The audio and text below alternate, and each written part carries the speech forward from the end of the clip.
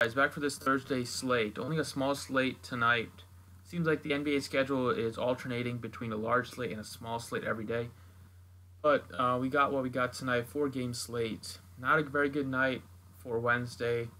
Feeling pretty good about the slate, but then things just go haywire like they do sometimes in DFS. Like had some blowouts. We didn't see enough minutes from like the Heat guys and the Knicks guys, and then other players just didn't play well, like Osman. But things happen. Not going to be perfect with the plays. I apologize for yesterday. Let's get back on track tonight. So as always, please be sure to drop a like and subscribe before we get started. I appreciate it. Let's bounce back tonight in a big way. So we have a 4-game slate though. Point guard, I like Jamal Murray a lot at $5,900. I like his price tag on Murray a lot. He hasn't been playing a ton of minutes the past couple games, but that's because against Sacramento, they were blowing them out a lot going into the fourth, so all the starters played less minutes, and Murray was dealing with like an ankle or a calf going into that game, so he only played 19 minutes, but looks like he's going to be back on track to play his regular minutes in what should be a close, high-scoring game on the road against the Lakers.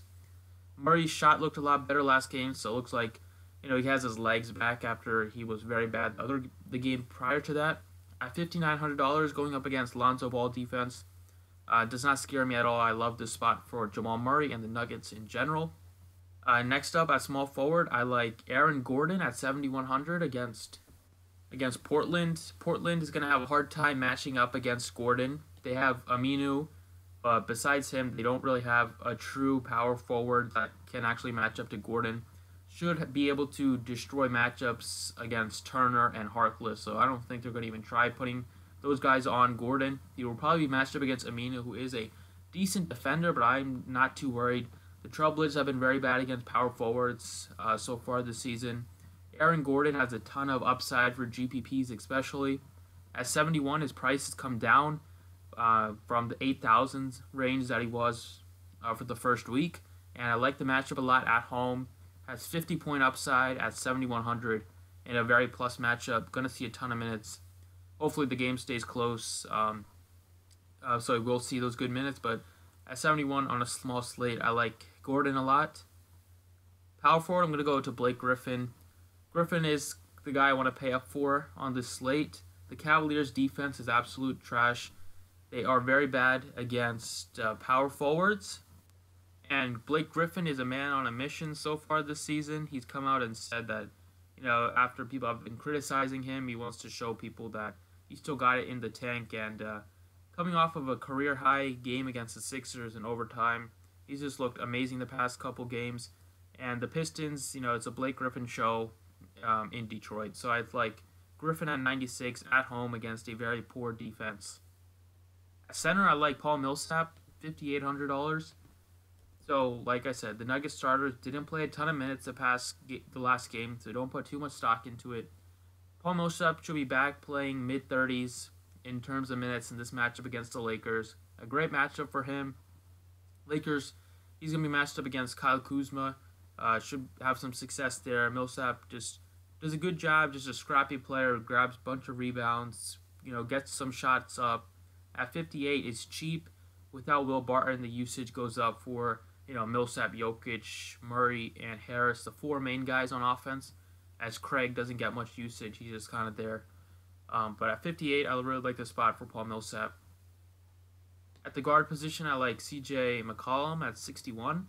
So the price tag continues to decrease, continues to go down for CJ McCollum.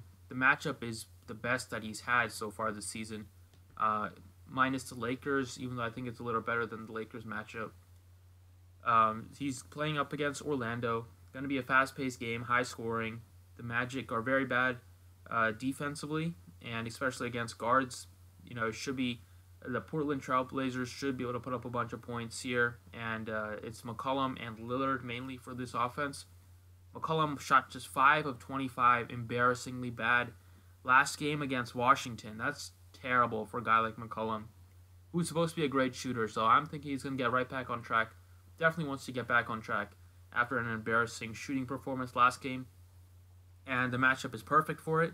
So I think this is a good spot where McCollum can get close to 40 DraftKings points. Hasn't really got close to that so far this season, but we know that he has a ton of upside to be able to do that.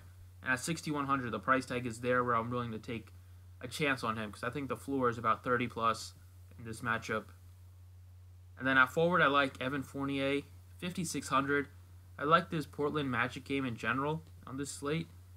Fournier at 5,600 has been playing extremely well. The price tag has not caught up to the performance though. He's only 5,600 after he scored almost 84. After he scored 84 DraftKings points, the past 2 games, playing mid-30s in terms of minutes. Ton of upside from him. He's also been having the ball in his hands a lot, so he's been racking up a lot more assists than he's had in years past.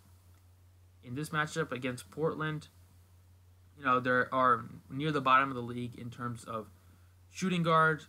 McCollum is not known for his defense. Fournier is going to take a ton of shots. He's taken at least 13 shots in every game. Hasn't had a great shooting performance in any of them except for against Philly. But he is a lot better shooter than he has shown. And it's a good spot for him. I think the Magic in general is a decent spot for both teams here. And at 5,600, I'm willing to take a chance on a guy that has 45-point upside. So those are the 6 players that I like for tonight. Thanks for watching, and good luck today.